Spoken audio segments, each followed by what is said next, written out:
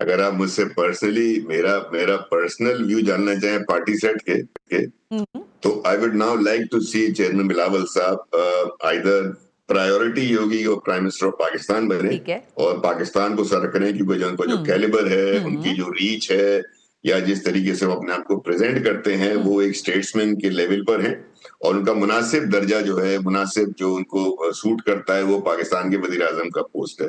लेकिन अगर किसी भी वजह से ऐसा सूरत हाल बनती है कि वजीर आजम का मामला नहीं होता है, तो फिर मेरी ख्वाहिश होगी मेरी भी कि वो सिंध को लीड करें, सिंध के सूबे को लीड करें एज ए चीफ मिनिस्टर। लेकिन जाहिर है उनकी पॉलिटिकल अपनी एक पोजीशनिंग है कि उन्होंने अपने आप को पोजीशन किया हुआ है प्राइम मिनिस्टर के। लेकिन अगर वो चीफ मिनिस्टर बन जाएंगे तो यकीन माने, मैं जहां तक उनको जानता हूं, जितना उनकी ग्रिप है और जिस तरीके से वो फिक्र करते हैं और जिस तरीके से प्रोजेक्ट्स की अपडेट वगैरह लेते हैं, he will be one of the best chief ministers of Pakistan as well. देखिए, एक तो सबसे बड़ी बात आपने खुद अपनी गुफ्तगू में फरमाई ना कि अब हमारे मुल्क में नौजवान सियासतदानों को इन पोस्टों पर आना चाहिए। अब जो हमारे जो बुजुर्ग सियासतदान हैं, जो आज की टेक्नोलॉजी से वाकिफ नहीं है, आज की जरूरियात से, आज के जमाने से हमांग नहीं है, अब उनको चाहिए कि वो निगरान का या सीनियर घर बैठ के जो है वो मशावरत के रोल में आ जाए। अच्छा अच्छा रजा हारून भाई, अब जब हम बात कर रहे हैं तो एमकेएम की बात करना भी जरूरी है, गो कि अब उसके हालात उस वक्त जैसे नहीं रह गए हैं, बहुत सारी चीजों की तब्दीली है। लेकिन बहरहाल एक मामला जो है वो है आर्टिकल 140A की तशरीह के हवाले से भी बात होती है, उसकी अमेंडमेंट भी कि भाई उसमें आप आइन में लिख दें कि हर जो इलेक्शंस का तरीक़ेकार है या बल्दियात का जो मामला है वो किस तरह से होगा। अब जब हम MQM से पूछते हैं तो वो ये कहते हैं कि भाई ये लोग जो है ना, यानी कि पाकिस्तान पीपल्स पार्टी वाले, ये रखना अंदाज हो जाते हैं और मामला खटाई में पड़ जाता है और आप हमारी तरफ बंदूकें लेके खड़ी हो जाती हैं और कहती हैं कि जी आप लोग नहीं मनवा सके। सो इसमें क्या क्या मजायका है कि अगर ये पास हो जाए, इसमें कोई मसला है इस तरमीम के हवाले से? देखिए सना, ये एक बहुत अच्छी डिबेट है और आपको पता है मैंने इस पे कॉलम्स भी लिखे हैं, प्रोग्राम से मैंने बात भी की है। मेरे ख्याल से तो आप अच्छी तरह वाकिफ है 140 का।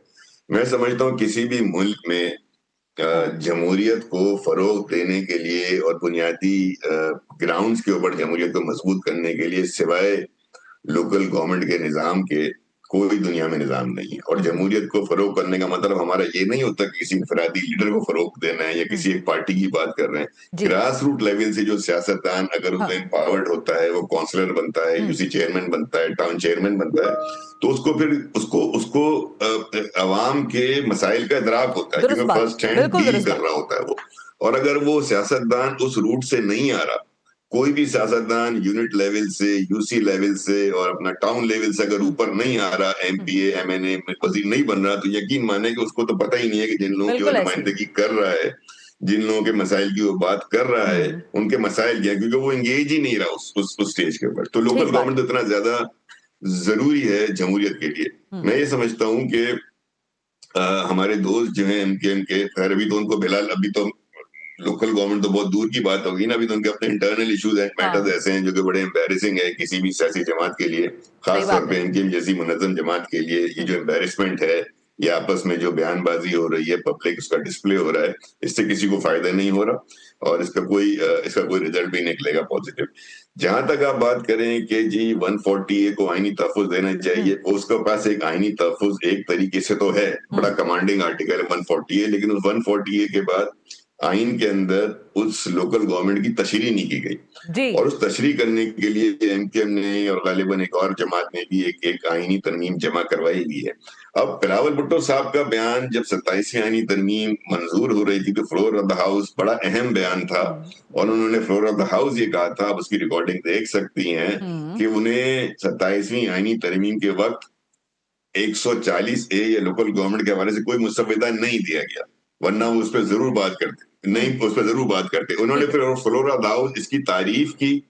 फ्लोर ऑफ द हाउस उन्होंने कहा कि हमसे आके मामला डिस्कस किया जाए, हम वो वाहिद सूबा हैं, हम वो वाहिद गवर्नमेंट हैं जो किसी न किसी तौर पर एक कानून के तहत मुंतखब मकामी हुकूमत का निजाम चला रहे हैं। इसको मजीद एम्पावर करने के लिए हमारे साथ डायलॉग करें, बैठे, हम भी इसके हामी। ठीक है, अगर हामी हैं, जब आप कह रहे हैं कि on the floor of assembly, और ठीक है जब आप असेंबली के फ्लोर पे कोई बात करते हैं रजा हारून साहब, तो आप भी मुझसे ज़्यादा बाइल्म शख्सियत हैं, आप जानते हैं कि वो उसमें बहुत सारे आईनी पहलू भी होते हैं और जब आप बात कह रहे होते हैं तो उसकी बहरहाल अहमियत होती है। ये फरमाइएगा, जब हम एमक्यूएम से ये बात करते हैं ना, तो वो लोग ये कहते हैं कि नून लीग वाले ये हमें बताते हैं कि हम तैयार हैं, आप तशरीह करवाना चाहते हैं, अमेंडमेंट करवाना चाहते हैं, हम दोनों सूरतों में मामलात के लिए तैयार हैं। ये पाकिस्तान पीपल्स पार्टी जो है ये हमारे लिए मामलात खराब कर देती है। फिर जाहिर स्ट्रेंथनाइज करना है उन्होंने अपनी हुकूमत को भी, तो वो कहते हैं हम पीपल्स पार्टी को कैसे छोड़ सकते हैं। सारा ब्लेम जो है वो आ जाता है पीपल्स पार्टी के कोर्ट में। इस पर क्या जवाब है आपका? देखिए, एमकेएम को भी या किसी पार्टी को ये बात समझनी होगी ना कि अगर आप एक आईनी तरमीम की बात कर रहे हैं और अगर आपको इतनी बड़ी invitation floor of the house मिल रही है तो चले कोई मुगालता होगा, कोई गलत फहमी होगी, कोई मिस रिपोर्टिंग होगी, उससे पहले क्या हुआ 27 से पहले, उसको अब एक तरफ रख देना। माजी में फंसे रहेंगे, अटके रहेंगे, उलझे रहेंगे तो आगे कहां बढ़ सकेंगे। अब चले उन्होंने फ्लोर ऑफ द हाउस से एक बात कर दी, उसके बाद कर लेते, आज बैठ के कर लें, वक्त लें, टाइम लें, असेंबलियों में साथ ही बैठे होते हैं ना, जाएं, जाके मिलें, मुलाकात करें, बातचीत करें, तरमीम के जो अफादियत है वो बताएं, बजाय इसके कि हुआ क्या। उसके बाद आपने एक पूरी कैंपेन, बजाय इसके कि आप एक माहौल बनाते, अपनी बातों को आगे लेके चलते, उसके लिए लॉबिंग करते, एमकेएम ने खास तौर पे एक ऐसा माहौल बना लिया कि वो पीपल्स पार्टी के खिलाफ ना सिर्फ बयानबाजी बल्कि प्रेस कॉन्फ्रेंसेस, बल्कि किस हद तक चले गए कराची के लिए कि कराची को वफाक के हवाले कर दें, कराची को सूबा बना दें, इस तरह की बातें। आप मुझे बताएं कि आपको क्या लॉबिंग का ये तरीका है? क्या दुनिया में कोई ये तरीका ऐसा होता है कि एक चेयरमैन आपको ऑफर करे, फिर आप उसी के सूबे में, उसी के सूबे के हवाले से बाहर अगर ऐसी बात करें तो आप अगर नहीं तो फिर कर लें, हाँ। फिर आप बात कर लें, फिर बात का फायदा क्या होगा? आपको पता है कि लॉबिंग ऐसे नहीं होती सर। अच्छा। आप असेंबली में आप लॉबिंग से पहले आप एक झगड़ा कर लें, एक फसाद कर लें बयानबाजी की हद तक, तो फिर आप मुझे बताएं कि एक जो फेवरेबल कमेंट आया था चेयरमैन का, जो एक उन्होंने डोर खोला था आपके लिए, आपने उस डोर से जाना ही पसंद नहीं किया, आपने तो डोर ही बंद कर दिया। तो ये जो तरीके कारण है सियासी सूझबूझ, मैंने कहा ना कि एमकेएम के अंदर प्रॉब्लम जो है वो सियासी सूझबूझ, सियासी दानिश की है। चंद एक लोग ऐसे हैं जो इस बात को समझते होंगे जो मैं कह रहा हूँ। अच्छा। आप इस बात को समझ लेंगी, लेकिन अगर आपके पास सियासी दानिश नहीं है, सियासी सूझबूझ नहीं है, आपको पॉलिटिकल लॉबिंग का तरीका नहीं पता, आपको कॉन्स्टिट्यूशनल अमेंडमेंट के लिए आपको 2/3 अक्सरियत चाहिए, आपको उसकी लॉबिंग अगर तरीका नहीं पता और आप एक जगह बैठ जाए, आप बस बैठ जाएंगे, बस हमने कह दिया तो हो जाए, क्योंकि हम हैं, हम हैं और हमारी जेब में बम है, ये थोड़ी होता है। This is not the way. अच्छा, हम हैं और हमारी जेब में बम है, हमारी जो बात है वो ठीक है, लेकिन चले थोड़ी सी एमकेएम की बात कर लेते हैं। क्या मुस्तकबिल दिखता है आपको इनका? ना फ्यूचर तो उसका, फ्यूचर तो I am sorry to say, बस take it in a lighter note कि फ्यूचर तो उसका होता है, मुस्तकबिल तो उसका होता है ना, इसका कोई हाल हो। तो माजी तो है, माजी तो है इनका, माजी तो है इनका। नहीं, माजी तो देखिए, माजी तो हिस्ट्री होती है ना, nobody can change the legacy. Legacy अपनी जगह मौजूद है, लेकिन ये मैं प्रेजेंट की बात कर रहा हूँ। अगर आपका कोई हाल हो तो मुस्तकबिल की मैं किस बुनियाद पे, मैं फोरकास्ट किस बुनियाद पे करूं, या आप किस बुनियाद पे अपना एनालिसिस दें कि मुस्तकबिल क्या हो, जबकि मैं हाल देख रहा हूँ।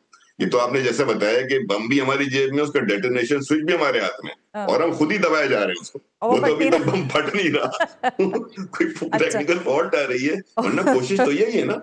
मैं बड़ी संजीदगी से, being a Karachiite, being a political worker for God knows how many years, मेरा मानना ये है कि शहरी इलाकों के लिए, खास तौर पे अर्बन एरियाज के लिए एक सियासी जमात, एक अच्छी सियासी जमात है एमकेएम। इसका वजूद जरूरी है, इसका वजूद बड़ा मैटर करता है, और इसका वजूद होने से कम से कम सिंध में एक अपोजिशन जमात का तस्वुर उभरता है। उस जमात के तस्वुर को अगर आप यूनिटी के साथ प्रेजेंट नहीं कर सकते, सेंसिबिलिटी के साथ, पॉलिटिकली अगर आप उसको नहीं सर्वाइव कर सकते, रन कर सकते, तो कम से कम उन लोगों के हाथ में चला जाए जो ये काम कर सकते हैं।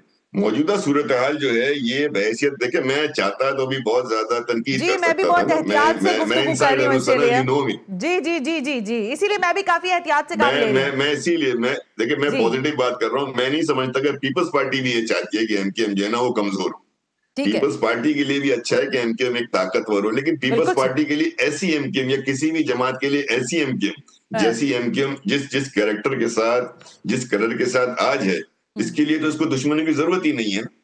अच्छा, आप अभी एक बीच में बात कर रहे थे, वो बात इंटरप्ट हो गई, आप अपनी बात मुकम्मल करें, फिर मैं जरा सवाल करना एक और भी है। अब एमकेएम की बात हो रही है तो एमकेएम की बात कर दूं, आप पहले अपनी बात मुकम्मल कर लें। एक चीज हो सकती है, एक चीज अगर आपकी इजाजत से ना, जहाँ बहुत ज्यादा कॉन्फ्लिक्ट हो जाए ना, और वो पर्सनल लेवल्स पर हो जाए, तो वहां एक सोल्यूशन ये भी होता है कि कुछ अरसे लेके इंटरनल गवर्नमेंट आ जाए।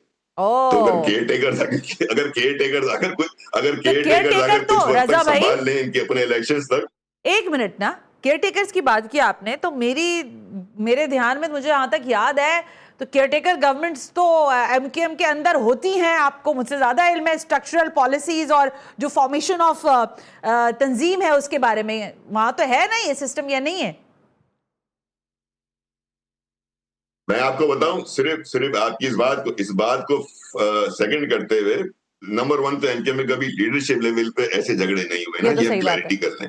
लेकिन एमकेएम को केयर टेकर की जरूरत पड़ी जब जब जब लीडरशिप हाइडिंग में चली गई थी। और दैट केयरटेकरशिप सेटअप वाज कॉल्ड राब्ता committee. Thank you very much. इसीलिए राब्ता कमेटी में ओहदे नहीं दिए गए थे कि राब्ता कमेटी वो केयरटेकर सेपरेट लंबा हो ये गया। होते हैं पुराने आज लोग भी आज जो आज भी हल्की सी गालिबन बात इनको को भी हमारे दोस्त पूरी हैं सारे, बात, हमारे वो दोस्तों को कहते हैं ना जरूरत है लिफाफा कि वो देख के। हाँ, थैंक यू बहरहाल रजा।